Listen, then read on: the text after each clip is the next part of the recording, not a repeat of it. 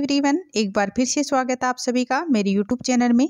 आज हम पढ़ने वाले हैं एनसीईआरटी बुक हिंदी कक्षा 4 रिमझिम का पाठ नंबर 12 है, जिसका नाम है सुनीता की पहिया कुर्सी। तो बच्चों, इस पाठ में हम एक ऐसी लड़की की कहानी पढ़ने वाले हैं जो अपने पैरों से चलने में असमर्थ है और वह अपने ज़रूरत के सारे काम इस पहिया कुर्सी की सहायता से कैसे करती है। तो यही इस पाठ में हम पढ़ने वाले हैं। तो इससे पहले अगर बच्चों आपने अभी तक मेरे चैनल को सब्सक्राइब नहीं किया है तो सब्सक्राइब वाले बटन पर जाके क्लिक करो और बेल आइकन की घंटी को भी दबाओ ताकि मेरे आने वाली वीडियो का नोटिफिकेशन आपको मिलता रहे। तो चलो अब हम चैप्टर को स्टार्ट करते हैं। सुनीता सुबह 7 बजे सोकर उठी। कुछ देर तो वह अपने बिस्तर पर ही बैठी रही। वह सोच रही थी कि आज उसे क्या क्या काम करने हैं। उसे याद आया कि आज तो उसे बाजार जाना है। सोचते ही उसकी आंखों में चमक आ गई। सुनीता आज पहली बार अकेले बाजार जाने वाली थी। यानी जो सुनीता नाम की लड़की है वह सुबह सोकर 7 बजे है वो उठी। तो कुछ देर तो वह अपने बिस्तर पर है वो बैठी रही और वह सोचने लगी कि आज उसे क्या क्या काम करने हैं। और उसे है वो याद आया कि आज तो उसे मार्केट जाना है, बाजार जाना है। तो ये सोचते हुए उसकी आंखों में एक चमक सी आ गई, यानी उसकी आंखों में एक खुशी आ गई। चमक यानी खुशी आ गई। सुनीता आज पहली बार अकेले बाजार जाने वाली थी। उसने अपनी टांगों को हाथ से पकड़कर खींचा और उन्हें पलंग के नीचे की ओर लटकाया। यानी जो सुनीता नाम की लड़की है वह चलने फिरने में असमर्थ है। तो उसने अपने दोनों हाथों से अपनी टांगों को पकड़कर है वो पलंग से नीचे की ओर लटकाया और फिर पलंग का सहारा लेती हुई अपनी पहिया कुर्सी तक बढ़ी। सुनीता चलने फिरने के लिए पहिया कुर्सी की मदद लेती थी। मदद यानी सहायता लेती थी। आज वह सभी काम फुर्ती से निपटाना चाहती थी। निपटाना मतलब पूरे करना। हालांकि कपड़े बदलना, जूते पहनना आदि उसके लिए कठिन काम है। कठिन यानी मुश्किल काम है। पर अपने रोजाना के काम करने के लिए उसने स्वयं की कई तरीके ढूंढ निकाले हैं। पर उसने रोजाना यानी हर दिन के काम करने के लिए उसने स्वयं यानी अपने लिए ही कई तरीके हैं वो ढूंढ निकाले हैं। 8 बजे तक सुनीता नहा धोकर तैयार हो गई मतलब रेडी हो गई बाजार जाने के लिए। माँ ने मेज पर नाश्ता लगा दिया था। माँ, अचार की बोतल पकड़ाना, सुनीता ने कहा। यानी सुनीता ने अपनी माँ से कहा कि माँ मुझे अचार का जो डब्बा है वो पकड़ाना। अलमारी में रखी है, ले लो, माँ ने रसोई घर से जवाब दिया। यानी उसकी माँ है वो रसोई में कुछ काम कर रही थी तो उसने वहीं से जवाब दिया। सुनीता खुद जाकर अचार ले आई। नाश्ता करते करते उसने पूछा, माँ बाजार से क्या क्या लाना है? 1 किलो चीनी लानी है, पर क्या तुम अकेले संभाल लोगी? पक्का, यानी हाँ मैं संभाल लूँगी, पक्का संभाल लूँगी, सुनीता ने मुस्कुराते हुए अपनी माँ से कहा। सुनीता ने माँ से झोला उसको बोलते हैं मतलब कोई थैला वगैरह होता है, बैग। तो सुनीता ने अपनी माँ से झोला और रुपए लिए तो वह अपनी पहिया कुर्सी पर बैठकर बाजार की ओर चल दी। सुनीता को सड़क की जिंदगी देखने में मज़ा आता है। यानी सुनीता को जो सड़क की जो जिंदगी है यानी सड़क पर चलने में बहुत ही मज़ा आता है। चूँकि आज छुट्टी है इसलिए हर जगह बच्चे खेलते हुए दिखाई दे रही हैं। सुनीता थोड़ी देर रुककर उन्हें रस्सी कूदते, गेंद खेलते देखती रही। यानी सुनीता है वो अकेली बाजार गई थी और उसे सड़क की ज़िंदगी देखने में बहुत ही मज़ा आ रहा था, क्योंकि आज छुट्टी थी और हर जगह बच्चे खेलते हुए उन्हें दिखाई दे रहे थे। तो सुनीता थोड़ी देर वहाँ रुक जाती है, क्योंकि वह बच्चों को खेलते हुए देखती है तो उसे बहुत ही खुशी होती है। तो वह थोड़ी सी उदास हो गई। यानी बच्चों को रस्सी कूदते और गेंद खेलते देखकर जो सुनीता है वो थोड़ी सी उदास हो गई। वह भी उन बच्चों के साथ खेलना चाहती थी। खेल के मैदान में उसे एक लड़की दिखी जिसकी माँ उसे वापस लेने के लिए आई थी। दोनों एक दूसरे को टुकर टुकर देखने लगी। टुकर टुकर मतलब एकटक देखने लगी। फिर सुनीता को एक लड़का दिखा। उस बच्चे को बहुत सारे बच्चे छोटू छोटू बुलाकर चिढ़ा रहे थे। यानी उसके बाद में जो सुनीता है जिसको एक छोटा लड़का दिखा तो उस बच्चे को बहुत सारे जो बच्चे खेल रहे थे तो वे बच्चे उस बच्चे को छोटू छोटू कहकर चिढ़ा रहे थे।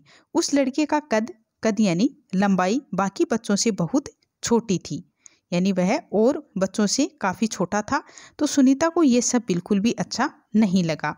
रास्ते में कई लोग सुनीता को देखकर मुस्कुराए यानी मतलब हंसे, जबकि वह उन्हें जानती तक नहीं थी। पहले तो वह मन ही मन खुश हुई, परंतु फिर सोचने लगी कि ये सब लोग मेरी तरफ भला इस तरह क्यों देख रहे हैं। खेल के मैदान वाली छोटी लड़की सुनीता को दोबारा कपड़ों की दुकान के सामने खड़ी मिली। यानी जिस लड़की को सुनीता ने खेल के मैदान में देखा था, वही लड़की उसे दोबारा कपड़ों की दुकान के सामने खड़ी हुई मिली। उसकी माँ कुछ कपड़े देख रही थी। तुम्हारे पास ये अजीब सी चीज़ क्या है? उस लड़की ने सुनीता से पूछा। तो ये तो बस एक, यानी उसने इतना ही बोला था सुनीता ने। उतने में ही सुनीता जवाब देने, मतलब जो सुनीता है वो जवाब देने वाली थी, देने लगी, परंतु उस लड़की की माँ ने गुस्से में आकर लड़की को सुनीता से दूर हटा लिया मतलब अलग कर लिया। इस तरह का सवाल नहीं पूछना चाहिए फरीदा, यानी जो लड़की जो सुनीता से सवाल कर रही थी, तो उसकी माँ ने कहा कि इस तरह के सवाल नहीं पूछने चाहिए फरीदा, अच्छा नहीं लगता। माँ ने कहा, मैं दूसरे बच्चों से अलग नहीं हूँ। सुनीता ने दुखी होकर कहा, यानी सुनीता है वो ऐसा जवाब सुनकर दुखी हो गई और उन्होंने दुखी होकर कहा कि मैं और बच्चों से अलग नहीं हूँ। उसे फरीदा की माँ का व्यवहार समझ में नहीं आया। अंत में यानी लास्ट में सुनीता बाजार पहुँच गई। दुकान में घुसने के लिए उसे सीढ़ियों पर चढ़ना था, यानी दुकान में जाने के लिए उसे सीढ़ियों की ज़रूरत थी, यानी मतलब सीढ़ियाँ है वो चढ़नी थी। तो इसके लिए यह कर पाना बहुत ही मुश्किल था, मुश्किल मतलब कठिन था। आसपास के सब लोग जल्दी में थे, किसी ने उसकी तरफ ध्यान नहीं दिया। अचानक जिस लड़के को छोटू कहकर चिढ़ाया जा रहा था, वह उसके सामने आकर खड़ा हो गया। मैं अमित हूँ, यानी जो छोटा लड़का था, मतलब हाइट में तो उसका नाम है अमित, तो उसने कहा कि मैं अमित हूँ। उसने अपना परिचय दिया। तो क्या मैं तुम्हारी कुछ मदद करूं? मदद यानी हेल्प करूं?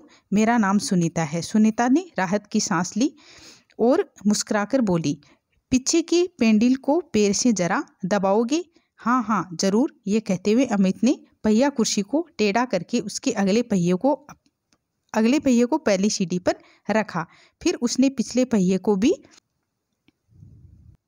ऊपर चढ़ाया। सुनीता ने अमित को धन्यवाद दिया और कहा, यानी सुनीता ने ये काम करने के लिए अमित को धन्यवाद दिया, थैंक यू कहा।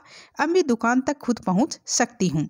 दुकान में पहुंचकर सुनीता 1 किलो चीनी मांगी। दुकानदार ने उसे देखकर मुस्कुराया, यानी जो दुकानदार है वह सुनीता को देखकर मुस्कुराया और चीनी की थैली पकड़ने के लिए उसने जब आगे हाथ बढ़ाया ही था कि दुकानदार ने थैली उसकी गोदी में रख दी। सुनीता ने गुस्से से कहा, मैं भी दूसरों की तरह खुद अपने आप सामान ले सकती हूँ। यानी ऐसा व्यवहार जब उसने किया, मतलब जो चीनी की थैली थी तो वह उसकी गोद में रखती सुनीता की में, तो सुनीता को यह सब देखकर मतलब गुस्सा आया और उसने कहा कि मैं भी दूसरों की तरह खुद अपने आप सामान है वो ले सकती हूँ। उसे दुकानदार का व्यवहार बिल्कुल अच्छा नहीं लगा। चीनी लेकर सुनीता और अमित बाहर निकले। लोग मेरे साथ ऐसा व्यवहार करते हैं जैसे कि मैं कोई अजीबोगरीब लड़की हूँ, सुनीता ने कहा। अजीबोगरीब मतलब विचित्र, यानी सुनीता ने कहा कि लोग मेरे साथ ऐसा व्यवहार करते हैं जैसे मैं कोई विचित्र लड़की हूँ। शायद तुम्हारी पहिया कुर्सी के कारण ही वे ऐसा व्यवहार करते हैं, अमित ने कहा। यानी अमित ने कहा कि शायद जो तुम्हारी पहिया कुर्सी है इसी के कारण वे सब आपके साथ ऐसा व्यवहार कर रहे हैं। पर इस कुर्सी में भला ऐसी क्या खास बात है? मैं तो बचपन से ही इस पर बैठकर इसे चलाती हूँ, सुनीता ने कहा। अमित ने पूछा, पर तुम इस पर क्यों बैठती हो? मैं पैरों से चल नहीं सकती। इस पहिया कुर्सी के पहियों को घुमाकर ही मैं चल फिर पाती हूँ, लेकिन फिर भी मैं दूसरे बच्चों से अलग नहीं हूँ। मैं वे सारे काम कर सकती हूँ जो दूसरे बच्चे कर सकते हैं, सुनीता ने कहा। यानी सुनीता ने कहा कि मैं इस पहिया कुर्सी पर इसलिए बैठती हूँ क्योंकि मैं वो चल फिर नहीं पाती इसके बिना, लेकिन मैं दूसरों बच्चों से अलग नहीं हूँ। मैं भी वो सारे काम कर सकती हूँ जो दूसरे बच्चे कर सकते हैं। अमित ने अपना सिर ना में हिलाया, तो अमित ने कहा कि ना, ये नहीं है, और कहा कि मैं भी वो सारे काम कर सकता हूँ जो दूसरे बच्चे कर सकते हैं, पर मैं भी दूसरे बच्चों से अलग हूँ, इसी तरह तुम भी दूसरे बच्चों से अलग हो। यानी ये कहते हुए अमित ने सुनीता को समझाया कि आप जो दूसरे बच्चे हैं उसकी तरह नहीं हो, आप उनसे अलग हो, और उसी तरह से मैं भी दूसरे बच्चों से अलग हूँ। सुनीता ने कहा, नहीं, हम दोनों दूसरे बच्चों जैसे ही हैं। लेकिन सुनीता ने फिर से कहा कि नहीं, हम दोनों बच्चे दूसरे बच्चों के जैसे ही हैं। अमित ने दोबारा अपना सिर ना में हिलाया और कहा, यानी अमित ने फिर से ना कहा कि देखो तुम पहिया कुर्सी पर बैठकर चलती हो, मेरा जो कद है वह बहुत छोटा है, हम दोनों ही बाकी लोगों से कुछ अलग हैं। कि देखो तुम तो पहिया कुर्सी पर बैठकर चलती हो और मेरा जो कद है, कद यानी जो मेरी लंबाई है, वह बहुत छोटी है, हम दोनों ही बाकी लोगों से कुछ अलग हैं। सुनीता कुछ सोचने लगी। उसने अपनी पहिया कुर्सी को आगे की ओर खिसकाई, यानी मतलब आगे की ओर उसे सरकाया, खिसकाया। अमित भी उसके साथ साथ चलने लगा। सड़क पार करते समय सुनीता को फरीदा फिर नजर आई। इस बार फरीदा ने कोई सवाल नहीं पूछा।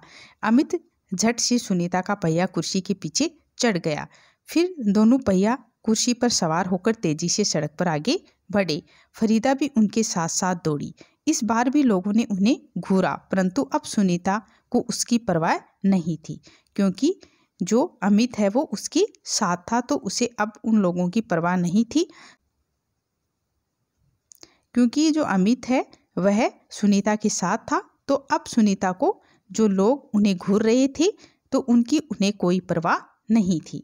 तो बच्चों, जो हमारा चैप्टर है सुनीता की पहिया कुर्सी, ये एक बहुत ही शानदार चैप्टर है और इसका हमने अच्छे से एक्सप्लेन किया है। तो अगर आपको मेरा ये वीडियो अच्छा लगा हो तो प्लीज़ चैनल को सब्सक्राइब करो, वीडियो को लाइक करो, शेयर करो और बेल आइकन की घंटी को भी दबाना, ताकि मेरी आने वाली वीडियो का नोटिफिकेशन आपको मिलता रहे। थैंक यू बच्चों।